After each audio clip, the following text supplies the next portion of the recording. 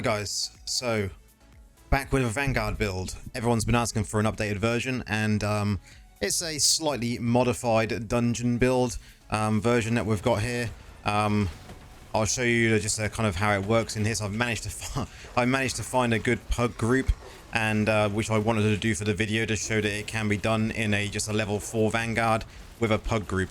It does take a while to find a pug group. I find that a lot of the pug groups they do fail on a few of the tactics that you have to follow, and maybe don't have the ideal setup to run it as a group. They just go in thinking that they can just go in without, say, 6-piece Vifus and without kind of some sort of defensive, or and hopefully they just wing it. Hopefully they get some good other damage dealers in that they can just kind of zerg through the boss, but sometimes it just doesn't work that way. So if you are one of those people, you need to consider setting up for group play for doing this. It can be fairly difficult, especially as you're going into the higher elites. Elite 1 is very easy, it's easier than Vanguard 4, but going up further will require you to really consider your group gameplay. What we will do is, after I've completed this, we will go through what it requires to set up. Like I said, it is just a modified dungeon build, and it is a very simple build to use. I think we've all used very much similar builds in the past when it comes to Necromancers meta at the moment. The meta is very stale, I suppose, when it comes to the Necromancer. Hopefully that will change with all the updates we've had about the new essences that are coming in the next patch. And I'm hoping we're going to get some new items that are definitely going to be meta changing depending on how they work out, because the meta is rather stale at the moment. So as you can see, that was very, very easy. No problems at all there whatsoever getting that down. So you're probably wondering what we're using for this build then. As I said, it is just a simply a modified dungeon build. So we're going to go into it like we normally do. We're going to go skills, Lego gear, we're going to go set items, the gems, Paragon, the Warband Room you can possibly be in, familiars, as we always know, we do go familiars, and I will have a brief mention on the cursed properties just like we normally do. So getting into it, the skills wise, you're going to be using either Bone Spear or Soulfire. It doesn't matter, either one on this one, you choose. Then we're going to be using Bone Armor, we're going to be using Grim Scythe, we're going to be using Corpse Lance, and of course we're going to be using Command Golem. Now when it comes to the gear we're going to be using, of course, Studied Menace, we're going to be using Unfilled Grave, we're going to be using Incision Cusp, and we're going to be using Raving Silence. We're going to be using Disseminates. Now this is a very good kind of weapon to use in this sort of mode, simply because Grim Scythe is more targetable on the boss. It still does a sweep effect, but you can focus this mostly on the boss, which is going to help when it comes to getting plenty of damage done just on him. Don't get me wrong, you can go and use the Whirling Scythes, but I've found this one to be much, much better. Now when it comes to Offhand, Departed Appetite, we all know what this one does as well. Then we're going to be using the Pleasant Zeman that we do now in our dungeon build. This is just to increase the damage that everything takes. I think it's very good using the Poison Golem.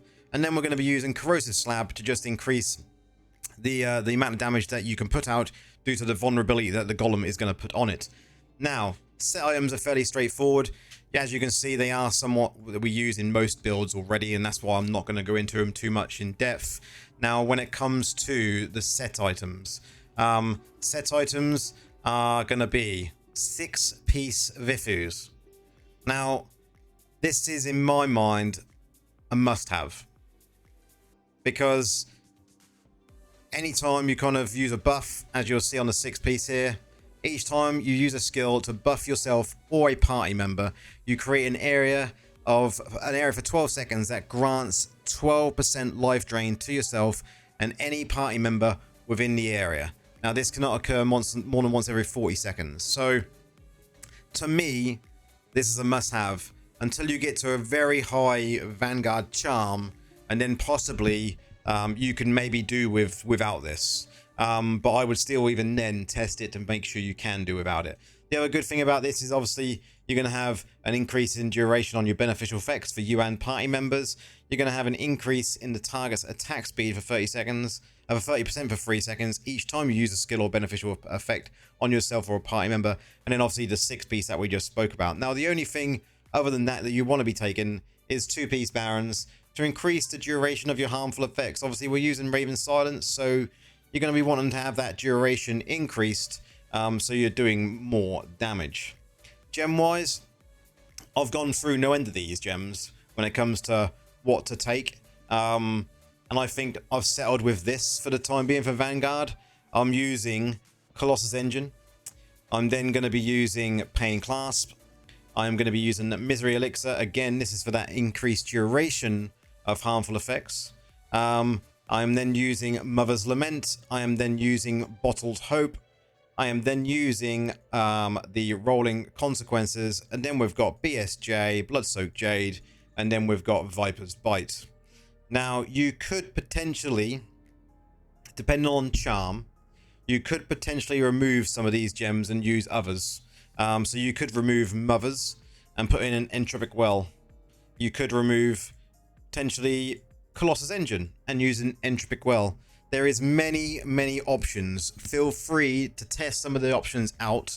Other ones that you could go for me, I would say you could go for an Orced Void Spark to help with the add control around the boss. You could go for Fervent Fang if you've got a high level one. As I mentioned, you can go with an Entropic Well. You could go with Everlasting Torment.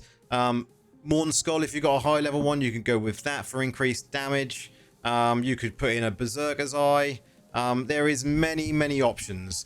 Try them, see how they feel for you and your setup. You know, depending on which charm you're using. Now, the reason I say depending on what charm you're using is the charm that I was using in that run is a Valor's Call to increase my crit hit chance by 62% for 8 seconds. Now, I do hit the 100% crit hit chance cap. And that is really where you want to be for this. If you can get like 90+% on the crit hit chance, then feel free to swap around your gems and see what feels good and what doesn't feel good. Now, it is obviously dependent on your setup. I can't say what is going to be the best for you to use. Look at your crit hit chance if you are using this charm, and then go from there. Now, you could use the healing charm to support your group more. You could use the other charm that has the purple circle on the floor, which increases the damage done to that enemy that's underneath, on top of that. But I prefer to use Valor's Call for this, simply because it's going to provide me with plenty more crit. And if anyone is using their summons, it's going to increase their summons damage as well. You know, crit hit chance is a massive stat that we need to be using in the game. Now, when it comes to Paragon, this is another one I've switched between quite a few times. And I'm settling on Slinger at the moment, simply because I can get more crit hit chance. But you could go for Vanquisher, and you could then go here for Vanquisher and use a complete left side. I think that's absolutely fine as well. No problem to do that. It's just an increase in damage, raw damage, instead of just being crit hit chance damage. Now, you could go for a Survivor setup. You could go for a Brawler setup.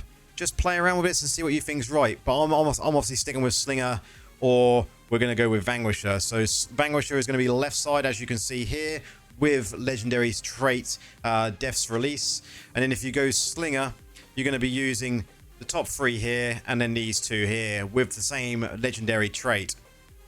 Now, when it comes to Warband Room, and I don't mention this very often, but I think it is a very important thing that we tend to forget.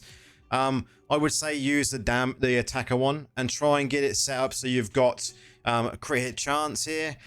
This crit hit chance also stacks, so I've got 4% from a Warband Room, and then obviously damage dealt here by 1% for every 2 seconds every time you deal damage, and it stacks up to 10 times.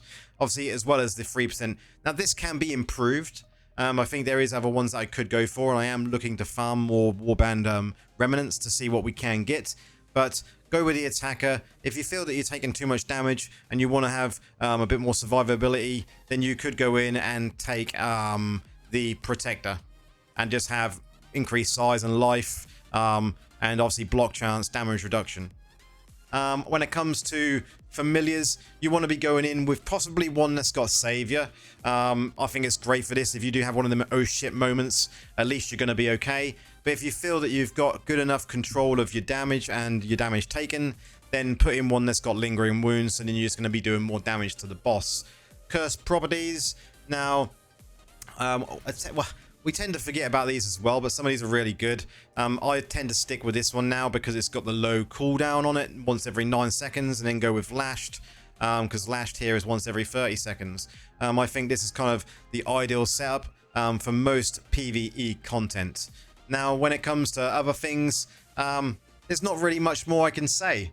Just go in, play around with your gems, play around with the charms, play around with the paragons to see what feels great for your setup. Can't push that more, you know. It has to be based on your own setup when it comes to this.